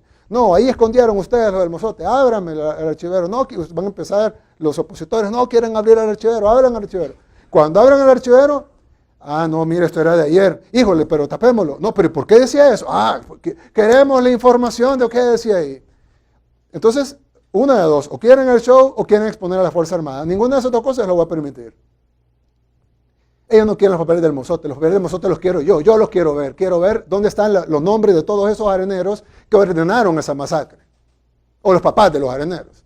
Y no me digan que no, y el que piense que no es así, o que piense que ahí va a haber algún apellido de nosotros, está enajenado, porque obviamente todos los que van a estar ahí son los areneros o los papás de los areneros. Entonces yo quisiera ver esos papeles, pero los destruyeron. ¿Quiénes? Pues los areneros o los del FMLN. O ambos, porque ya se dieron cuenta que son lo mismo, ¿verdad? Y que ese pleito que había y que murieron 85,000 personas, incluyendo la gente de los Mozotes y los lugares aledaños, fue por gusto, porque sus cúpulas están unidas, y están tan unidas que yo tengo meses de no escuchar un ataque de Arena al FMLN y un ataque del FMLN a Arena, pero nadie, y ni siquiera lo que se decían periodistas de izquierda atacan ya a la derecha, y lo que se decían periodistas de derecha ya no atacan a la izquierda, nada. El diario de hoy ya ahora aplaude al FMLN. El latino ahora aplaude Arena, de nuevo, ¿verdad? Y todos es una cosa increíble, portadas a favor del diario de hoy, enlazadas, la misma portada del Colatino. Entonces, cuando ya se supo toda la farsa, y yo lo que me doy cuenta es que 85,000 personas murieron y de 70,000 personas están desmovilizadas por una farsa, porque fue una farsa la guerra, fue una farsa. Y creo que, ¿cuántos años llevamos de paz? Paz no ha habido, acuerdos de paz, acuerdo entre corruptos. Pero después del acuerdo entre corruptos, ¿cuánto ha pasado? 28 años. ¿De qué sirvió la guerra? Ahí sale el enfermero. No, pero es que los derechos que tenemos son gracias a la guerra. ¿Y por qué no le preguntamos a Costa Rica qué guerra tuvo para tener los mismos derechos? O a Panamá. O dígame qué país de América Latina no tiene libertad de expresión. El único que no tiene libertad de expresión son los países que ellos alaban. Venezuela, Cuba y Nicaragua. Entonces, explíquenme. Es decir, la lucha de libertad de expresión, si los únicos lugares donde ganaron fue en Venezuela, en Cuba, aunque en Venezuela no había guerra, pues, pero ganaron sus amigos, en Cuba, donde ganaron vía guerra, y en Nicaragua, donde ganaron vía guerra. Son los tres países que no tienen libertad de expresión. ¿Cómo pueden decir ellos que luchan por la libertad de expresión? Es absurdo. Fue una farsa. Ah, pero a vos también te engañaron. Claro que me engañaron. A mí, a todos, un montón de ustedes, porque no hubiera ganado Mauricio Funes las elecciones si no lo hubiera engañado. Pero es la realidad. Entonces, ¿qué pasa con el mozote? Ahí no hay papeles. ¿Por qué desclasificamos? Eso es lo que hay. ¿Qué es lo que hay? Solo eso. ¿Son documentos sensibles e importantes? No. ¿Por qué? Porque si fueran sensibles e importantes los hubieran destruido. Siguiente pregunta. Continuamos con Jimmy Alvarado de El Faro. Buenas noches. Yo tengo las siguientes preguntas. A inicios de abril, representantes de su gobierno se comprometieron con el Fondo Monetario Internacional a hacer un ajuste fiscal de 3 puntos del PIB en el periodo de 2021 a 2024. ¿Cómo van a hacer ese ajuste? ¿Va a aumentar el IVA? Mi otra pregunta es, ¿cómo sostienen esta premisa de que la recaudación de impuestos aumenta a 343 millones de dólares si el PIB se desploma 9 puntos y el desempleo y la pobreza tienen cifras récord? ¿Y cuál es el plan B si no logran venderlos o colocar los 1.343 millones de dólares con los cuales... No te he interrumpido, te estás poniendo eso solito. No, yo solo quiero saber cuál es el plan B si por el deterioro de los indicadores económicos los inversionistas no adquieren los 1.343 millones de dólares que necesitan para financiar el déficit fiscal del presupuesto 2021. Y lo último, que tiene que ver con por qué nombró al director de la policía, que debe ser apolítico, en un cargo político, que en el Viceministerio de Seguridad. La ley de la policía dice de que el único cargo compatible es la docencia. La intención es blindarlo o darle inmunidad por incumplir las órdenes de la Asamblea Legislativa de llevar al ministro de Hacienda y al ministro de Salud a la comisión ad hoc. Dale un vaso de agua al muchacho porque se nos puede desmayar. Bien, gracias por las preguntas. La primera, de verdad, hagan algo. La primera pregunta, sí, un cafecito. La primera pregunta, el tema del Fondo Monetario, nosotros lo hemos dicho, lo ha dicho el ministro de Hacienda, y lo dije yo, ya me hicieron esa pregunta la vez pasada, no vamos a aumentar el IVA. Es más, no solo no vamos a aumentar el IVA, sino que vamos a quitar un IVA escondido que puso el gobierno anterior que se llamaba CESC, o se llama CESC porque todavía se está pagando. El CESC es un IVA. A ellos le pusieron CESC, contribución especial, pero no sé qué, pero realmente es un IVA porque es un impuesto al valor agregado. 13% de IVA más 5% del CESC. Entonces el IVA en toda la tecnología, comunicaciones, etcétera, es de 18%. Pues en nuestro gobierno va a bajar al 13%, es decir, va a bajar al IVA normal, se va a quitar ese 5% adicional. Entonces no solo no vamos a subir el IVA, sino que para los aparatos tecnológicos, la comunicación, las recargas de saldo, etcétera, va a bajar 5% del IVA real, que es el 18%. Número uno. Número dos, ¿cómo proyectamos que vamos a crecer en recaudación 300 y pico millones de dólares? Sencillo, con la combate a la evasión y la elusión fiscal. La CEPAL, no nosotros, la CEPAL dice que El Salvador tiene 1.500 millones de dólares de evasión fiscal al año. Evasión y elusión fiscal al año. Pues de esos 1.500 estamos proyectando recolectar 300 y pico. Y como ustedes han visto, solo hoy el ministro de Hacienda presentó más de 5 millones de evasión fiscal, aparte de los otros 5 millones, ya han representado como 30 y pico millones. Y ojo, con una sala de lo constitucional que nos prohíbe cobrarle a los evasores. Pero la realidad política va a cambiar en el país en mayo. Y pues obviamente vamos a poder ir de verdad tras los evasores. Vamos a poner impuestos a los periódicos, vamos a cumplir con las promesas de campaña, que son, vamos a ir contra la evasión fiscal, vamos a ir contra los paraísos fiscales, vamos a ir contra las decenas de millones de dólares, caso de Fusades, por ejemplo, que escondió dinero en un paraíso fiscal, que tu periódico lo reportó, y cuando lo reportaron, Fusades reclamó, tu periódico se pidió disculpas, sacaron unas disculpas públicas por el reportaje y despidieron al director editorial. Ese es el periodismo, ¿verdad? Así como pasó con un periódico de Guatemala financiado por Soros, como ustedes, que como Soros les pagaba, Nómada se llama, vino el periódico de Guatemala y pues no quería, Soros, la Open Society les decía, tienen que poner esto y esto y esto. Ellos dijeron, no queremos ponerlo y les quitaron el fondeo y tuvieron que cerrar y dijeron, vamos a cerrar con dignidad. Entonces mi pregunta es, ¿por qué el Faro no ha cerrado? Si la nueva política de Open Society es obligar a sus financiados, como el Faro, Factum, Gato Encerrado, que ahora lo conozco gracias a la carta que consiguieron, y Focus, que son los 4 medios financiados por Soros, si en Guatemala tienen que renunciar porque dicen que los están obligando a una línea editorial, ¿qué pasa con ustedes? Pero obviamente, por deducción lógica, por regla de 3, ustedes están aceptando que les empujen su línea editorial. Pero bien, vamos a responder las preguntas. Esa es la segunda, lo de los sí, no sé, la fue la última, hubo antes otra. La emisión de bonos. La emisión de bonos, sí. La emisión de bonos, pues sí, deteniendo los recursos, en la Asamblea ahorita hay más de 700 millones de dólares en créditos aprobados por la banca multilateral que la Asamblea Legislativa no quiere ratificar o asignar. Incluso hay 50 y pico millones de dólares que ya están aprobados, ratificados, vamos pagando intereses y están durmiendo el sueño de los justos en el Banco Central de Reserva porque la Asamblea no los asigna. Entonces, falta de recursos no hay, lo que hay es falta de voluntad política. Aparte de eso, los 600 millones que no nos quisieron financiar para el fideicomiso lo conseguimos con la banca local. Si conseguimos 600 millones por la banca local, 1.300 millones, lo vamos a conseguir así. Lo que necesitamos es la voluntad. Y yo le tiro un reto a la oposición. Si la oposición dice que es mentira, que no lo vamos a poder conseguir, que el presupuesto es infinanciable, que es ilusorio, que no es cierto, apruébenlo. Si a nosotros nos toca cumplirlo.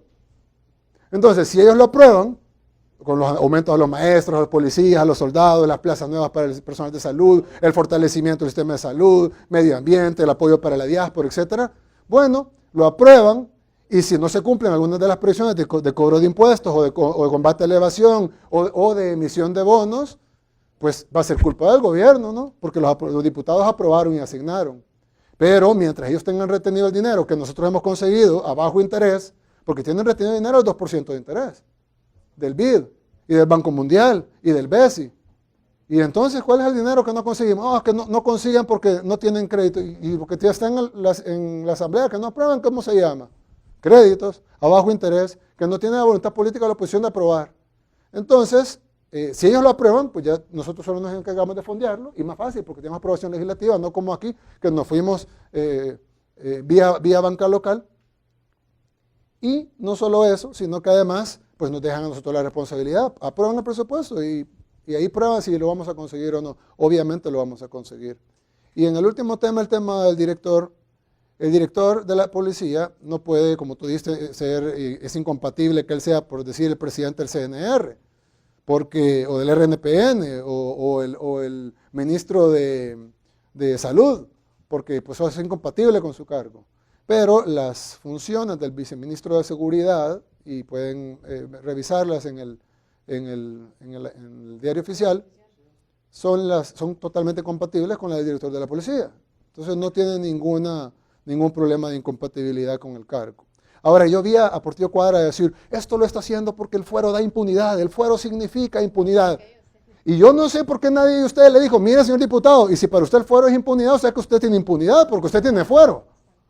Nadie, ningún periodista incómodo ahí en la conferencia. O sea, silencio, son unas chicharritas cuando están con los diputados de Arena. Nadie le dijo, mire diputado, pero no es una contradicción que usted diga que el fuero es impunidad y usted tiene fuero. No es una contradicción que usted que el fuero es una impunidad y el fiscal trajo el caso de Norman Quijano, le pidió que lo desaforaran y ustedes no lo desaforaron. ¿Es impunidad eso, señor diputado? Es decir, sean periodistas de verdad, pues no solo porque Soros renuncien si los están obligando y tengan dignidad al donativo y financiense de verdad como la gente honesta.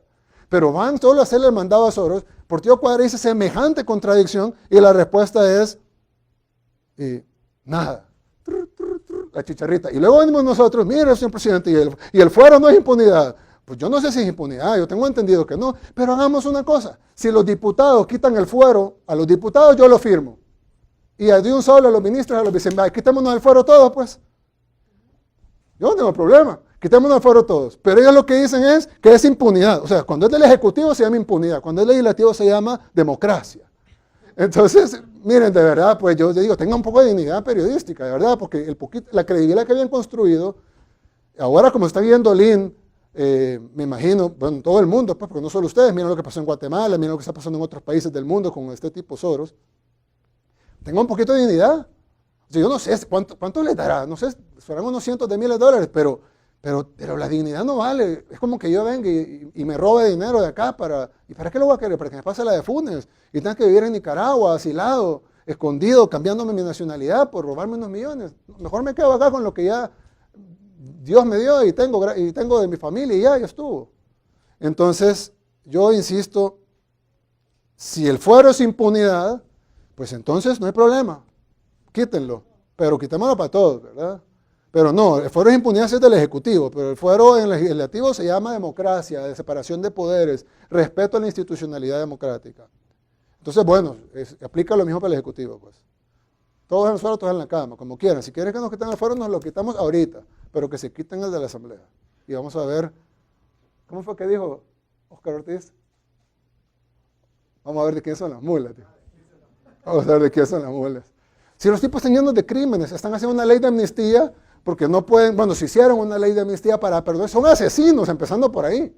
O sea, no solo son ladrones, y no solo están en contra del pueblo, sino que literalmente han puesto bombas, han matado gente, ambos. Y nosotros somos los más, y los de la impunidad. De verdad, eso se llama ser cínico. Y pues ustedes están corriendo el cinismo, pero está bien. Ya yo, gracias a Dios, tengo micrófono y les respondí. Y como ustedes tienen libertad de expresión, pues yo también. Y eso no es ataque a la prensa. Ay, los salvadores atacan a la prensa. Yo no entiendo. En el tiempo de Arena le tiraban balazos. Ahí están los periodistas con balazos en las piernas, muertos, les quebraban las cámaras, les quebraban los micrófonos, las grabadoras, salían con las cámaras destrozadas, los agarraban a balazos, literalmente. Bueno, un diputado de Arena, va a decir eso antes. No, un diputado de Arena hace poco agarró y casi que bailó con un periodista y lo aventó por allá. ¿Cuándo aquí le hemos tirado balazos a un periodista? Nada, ni siquiera un vaso con agua. Hasta le damos agua al que se pone nervioso. Y entonces, simplemente libertad de expresión. Y el muchacho que preguntó tiene libertad de expresión y le damos micrófono aquí en Casa Presidencial para que haga sus preguntas, acertadas o no, pero se la damos. Pero yo no puedo contestar, porque si contesto es ataque a la libertad de prensa. Yo no entiendo. La libertad de expresión es para todos. Para ellos, para el señor, yo no le llamo periodista incómodo, yo creo que es incomodado, pero y como sea, y para mí también. Todos somos libertad de expresión. Es más, ahorita ustedes van a escribir cualquier tergiversación, lo más seguro, y van a poner la peor foto, ¿verdad? Como me pusieron la otra vez así con la mano, como que yo era, ya ahorita me toman la foto, van a poner la foto así, como que yo era nazi, y esa foto, y cómo la ponen y la vuelven a poner, y siempre me ponen así, ¿verdad? Obviamente dañando la verdad, porque yo nunca le he hecho así, más que para hacer el burla, ¿verdad? Y entonces ponen la foto y la foto y la foto y la foto, ¿y quién ha dicho algo? Los hemos cerrado la edición, les hemos ido a golpear, los hemos ido a cerrar, nada. Siguen publicando lo mismo. Ahorita van a publicar mentiras y ¿quién les va a decir algo? Nada, que no tengan lectores no es mi culpa, pero ahí están sus páginas funcionando, tienen energía, tienen internet, tienen libertad para escribir. Sí, dijeron que les daba ansiedad. Entonces, yo no sé qué pasa. Si antes los reporteros en medio de las balas en la guerra y ahora les da ansiedad porque yo los trato mal, dicen, les hablo muy duro. Libertad de expresión es para todos, ¿verdad? Incluyendo el presidente. Vamos a la última pregunta por Carmen Escobar de Gato Encerrado. Buenas noches, presidente. Buenas noches. Bueno, un par de preguntas nada más. Si se mantiene el requisito de categoría A o B en el sistema del fideicomiso, podría dejar afuera a micros y pequeños empresarios, como se mencionaba. Y eso va a pasar al Consejo. ¿Cómo se va a garantizar que la elección de los beneficiarios no sea arbitraria? Tengo otras preguntas. ¿Nos puede especificar cuáles son las funciones del comisionado del agua? Y para finalizar, en el tema del TPS, los beneficiarios de TPS ya han sido enfáticos que no quieren regresar a El Salvador. ¿Los va a regresar? Y en ese caso, si los regresa, ¿hay algún plan para cuando vengan? Muchas gracias. Gracias. Primera pregunta, muy pertinente en el tema. Ojalá nos hubiéramos enfocado ahí, no repreguntar lo mismo todas las veces. Como lo dijimos, vamos a tomar en cuenta, tú lo explicaste, pero si puedes explicarlo de nuevo. Hemos sido tan serios en esto que si ustedes ven no hay garantía, ni real, ni hipotecaria, ni fiduciaria, ni nada. Lo único que hemos pedido es que tengan moral de pago en el momento que comenzó la pandemia, porque si no era piñata. Si ya alguien tenía mala categoría, no tenía ningún sentido darle dinero porque no lo iba a regresar. Y hemos sido tan serios que a pesar de que estamos mandando una ayuda muy importante por parte del gobierno, sí sabemos que ese dinero se va a recuperar y la única manera que se puede recuperar es con la moral de pago. Lo voy a dar desde mi experiencia, porque he sido fundador de un programa de microfinanzas para tranquilidad de todos. Esto también lo tengo verificado con el sistema FEDECASES, con el sistema FEDECrédito, con la Asociación de Microfinancieros. El 95% de los usuarios de crédito son categoría A o B. 95%, que puede llegar a 96, 97. Y solo entre 3 y un 5 están fuera de esa categoría. Por supuesto que intentaremos buscar maneras de ayudarles, pero no es seguro que lleguemos hasta ahí. Estamos coberturando a ese 95% de personas que tienen moral de pago y que van a poder regresar esos dineros que al fin y al cabo son fondos públicos que en un futuro van a regresar al Ministerio de Hacienda. Entonces fue una decisión acertada. Si no vamos a pedir ningún tipo de garantía, cuando menos pidamos una moral de pago que es la que nos da la esperanza que por cuidarla nos van a devolver el dinero. Ese fue un argumento muy debatido y que al final coincidimos que era una manera sabia, pero además nos validamos los datos. Yo pedí al sistema FEDECrédito, al sistema FEDECASES, a la Asociación de Microfinancieros, cuáles eran las estadísticas de cuántas personas estaban en categoría A y B. Pero además desde mi propia experiencia en Bancovia donde estuve. Y estoy seguro de los datos que estoy dando, ahí no hay ningún margen de maniobra, de que cuando menos el 95% está en buena categoría. Gracias. Bien, la otra pregunta del comisionado del agua. Nosotros tenemos, como ustedes saben, una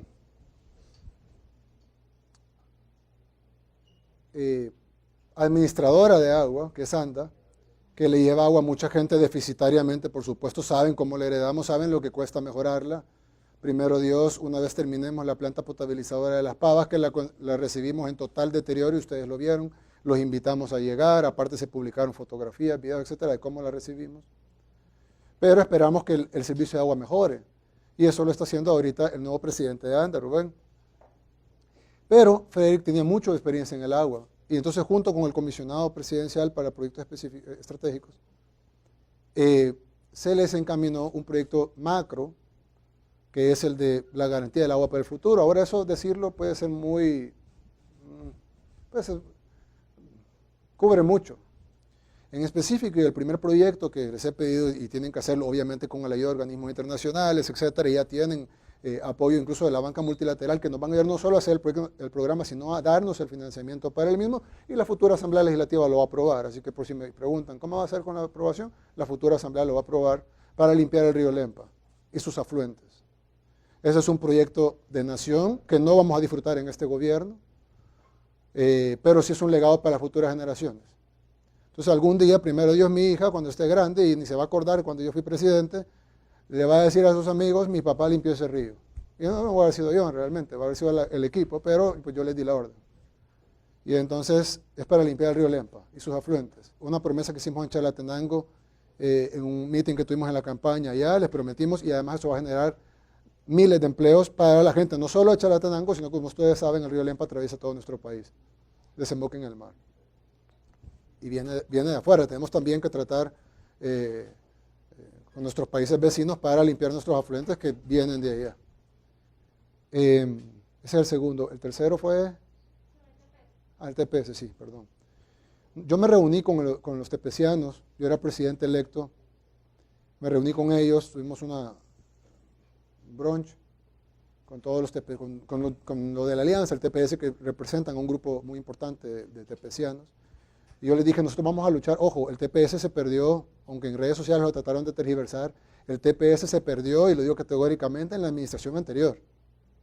Nadie serio, pueden hacer memes en las redes sociales para tratar de confundir a la gente, pero nadie serio puede negar que el TPS se perdió en la administración del presidente Sánchez Serén. Por la razón que sea, ahí se perdió. ¿Cuándo se perdió? Hubo una demanda que congeló el TPS. Congeló la ejecución de que hubieran deportaciones. Cuando pasó eso, nosotros fuimos a Estados Unidos, nos reunimos con ellos, nos reunimos después en Nueva York, cuando fuimos para las Naciones Unidas. Yo salí, ellos estaban afuera, queremos una reunión, les dije, reunámonos en Washington. Nos reunimos en Washington, y Y en Washington, luego yo fui a hablar el día siguiente, hablamos con el presidente Trump, le pedimos el apoyo para nuestros tepecianos. Ahí no quedamos en nada fijo, pero sí quedamos que iban a buscar una solución para los salvadoreños.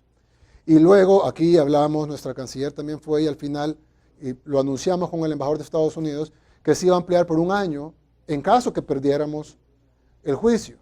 Es decir, en caso que los tepecianos perdieran el juicio. A El Salvador se le iba a dar 1 año. Ojo, que muchas extensiones de TPS son de 1 año o de 1 año y medio. No es como que hemos tenido extensiones de 10 años. Y entonces nosotros dijimos, bueno, logramos, en caso de perder, que tuviéramos 1 año. Entonces empezaron muchos de los opositores a decir que era una mentira y que todo eso era por un juez y que realmente la Casa Blanca no había hecho nada. Entonces yo le dije, bueno, ojalá y ganemos el juicio. Pero si los tepecianos pierden el juicio, ahí se van a dar cuenta que sí valía la pena esto que acabamos de conseguir. Porque esto nos va a dar no solo más tiempo, sino más tiempo para negociar otra prórroga o otro estatus, incluso uno permanente. Pues ahora que se perdió el juicio, los salvadoreños son los únicos que gozan del plazo tan largo que no tiene ningún otro país del mundo. No lo tiene Guatemala, no lo tiene Honduras, no lo tiene Haití, no nadie. Solo El Salvador tiene ese plazo tan largo, comparado con los otros. Y eso nos va a dar el tiempo para poder negociar con la administración, porque esto no lo decide, esto al final lo decide el presidente. Y entonces, esto nos va a dar tiempo, evidentemente no va a ser ahorita antes de las elecciones, pero nos va a dar tiempo después de las elecciones, y tenemos más de 1 año para hacerlo, para, así como les cumplimos, cuando en ese brunch que yo me reuní con ellos y les dije, miren, yo sé que muchos de ustedes, de los que estaban en la reunión, no de los tepecianos son 200,000 más 200,000 hijos que son ciudadanos norteamericanos, estamos hablando de 400,000 salvadoreños. Pero en esa reunión, que eran como 25, la mayoría son afines al FMLN, porque digamos, ellos son. Y yo les dije, miren, ustedes pueden ser afines ideológicamente a quien quieran, pero confíen en nosotros que les vamos a conseguir algo. Y les conseguimos ese año. Ahora yo les digo lo mismo, confíen en nosotros de nuevo, porque si ya les cumplimos una vez, vamos a cumplir otra. Y nosotros vamos a luchar para conseguir, obviamente, un estatus permanente como ellos quieren, pero si no logramos un estatus permanente, así como ningún gobierno lo ha logrado en los últimos 5, incluyéndonos, por lo menos vamos a conseguir otra ampliación de algún tipo de estatus temporal. Llámese el TPS o que le pongan otro nombre. A veces por política les gusta ponerle otro nombre a los programas, no importa, que le pongan otro nombre. A nosotros lo que nos interesa es que ellos puedan estar en Estados Unidos. Y cuando la embajadora designada, porque dijo de que estábamos trabajando para el retorno de salvadoreños, ella no estaba hablando, lo dijo, pero voy a aprovechar a repetirlo para que se ocupe mi micrófono. Ella no estaba hablando de tepecianos, sino que estaba hablando de muchos salvadoreños, y creo que ustedes lo sabrán, sobre todo los que se van a retirar, que quieren regresar a El Salvador, pero tienen un problema grandísimo y otros problemas pequeños. El problema más grande es la inseguridad. Entonces ellos dicen, yo quisiera regresar a mi país, pero no puedo por la inseguridad. Y los otros problemas que tienen, bancarios, para adquirir una vivienda, para poder retirarse, etcétera, para transferir dinero, y son cosas que también estamos arreglando. Aparte del apoyo consular, mucha gente, incluso de la diáspora, nosotros tenemos, como ustedes saben, una relación muy buena con la diáspora. Y me dicen a mí, por ejemplo, para nosotros es más barato, viven en Los Ángeles, al otro lado del país, más lejos que El Salvador. Dicen, para nosotros es más barato ir a Florida de vacaciones que ir a El Salvador. Porque los vuelos son caros, por las restricciones, por la delincuencia, por los problemas que es más rápido, más barato y con mucho menos problemas ir a Florida. Pero muchos de ellos quieren venir a su país. No todos, no será la mayoría, pero sí será un buen grupo. Hay 3 millones de salvadoreños. Si el 1%, y el 99% no vaya, pero el 1% que quiere regresar son 30,000 salvadoreños que regresarían. Esos 30,000 salvadoreños tenemos que recibirlos con los brazos abiertos, que puedan adquirir una casa para su retiro, que puedan poner su negocio, ya muchos de ellos ya lo pusieron. Yo creo que trabajar para el retorno salvadoreño es algo loable y aplaudible. Entonces ustedes están trabajando para que hacerle los mandados a Trump y que traigan... No, estamos trabajando para nuestra gente que no se había haber ido, que fue expulsada por los gobiernos anteriores y que nosotros queremos que regresen. Ahora, nosotros no queremos que regresen expulsados ni deportados, queremos que regresen cuando ellos lo decidan. Si es que lo deciden, muchos de ellos ya tienen hijos y nietos ahí y no lo van a hacer. Pero muchos sí quieren regresar. Y para ese 1%, el 99% no quiere, pero el 1% sí quiere. Para esos 30,000 salvadoreños que quieren regresar, nosotros estamos construyendo las oportunidades para ellos. Y a los tepecianos, a los 200,000 tepecianos en cifras oficiales y los 400,000, porque los otros 200, aunque no los deporten, un niño de 5 años, si le deportan a sus papás, lo están deportando de facto, decirles de que nosotros vamos a luchar por su estatus permanente, y si no lo conseguimos, pues por lo menos vamos a conseguir un estatus temporal. Y vamos a luchar por eso y ya lo logramos una vez. De esta manera concluimos la conferencia de prensa.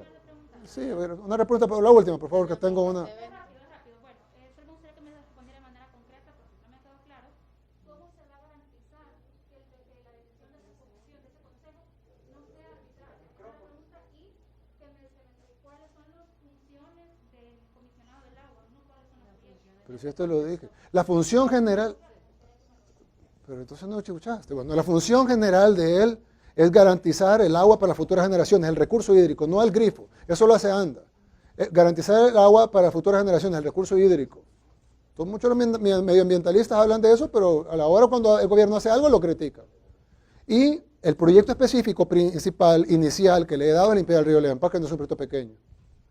Y en el tema del otro ya te lo respondió, pero bueno, de nuevo. Que con gusto se lo puedo fortalecer. Hay una comisión de veeduría ciudadana. Esa comisión de veeduría tiene todos los accesos y va a estar verificando en tiempo real. Y les estamos dando todas las condiciones, convérselo con ellos. No hay ningún problema. Ahí están representadas universidades privadas, Universidad Nacional, ahí están los contadores, ahí está la Cámara, o sea, ahí está todo el mundo. Entonces, pregúntenle, le estamos dando la mejor atención. No le van a decir otra cosa, ellos van a estar verificando esos casos. Así que ahí le estamos respondiendo, no se preocupe que vamos a tener suficiente supervisión ciudadana en la ejecución del fideicomiso. Y por último, solo lo último, antes de terminar, solo lo último, para decir a los demás, sobre todo al pueblo salvadoreño, obviamente, si yo empiezo a buscarle, no, ¿y por qué? Y tal, como yo dije una vez, siempre se le puede buscar un pelo a la sopa. Pero la realidad es que este gobierno está trabajando arduamente para recuperar la economía. ¿Somos perfectos? No. Este fideicomiso lo hicieron los dioses del Olimpo, primero no existen y segundo no lo hicieron ellos. Lo hicimos seres humanos. Pero está hecho con la mayor dedicación, con el mayor esfuerzo y con la mayor de voluntad de sacar a los salvadoreños adelante, sacar a la economía de nuestro país adelante después de haber sido golpeada por la pandemia más grande que ha tenido en los últimos años. Y nuestro compromiso con el agua es tan serio que no solo tenemos una administradora de grifos, sino que ahora queremos garantizar el recurso para las futuras generaciones y proyectos que de verdad sean un legado para nuestro país. ¿Y cómo lo van a hacer tan rápido si eso es bien difícil? Pues sí, claro que es difícil, pero todo es difícil, todo lo bueno cuesta. Nosotros vamos a intentar hacerlo y los otros gobiernos ni siquiera lo intentaron, nosotros lo vamos a intentar y estamos seguros, primero Dios, que lo vamos a lograr. Así que muchas gracias y Dios los bendiga a todos. De esta manera concluimos la conferencia de prensa. Agradecemos a los medios de comunicación su cobertura.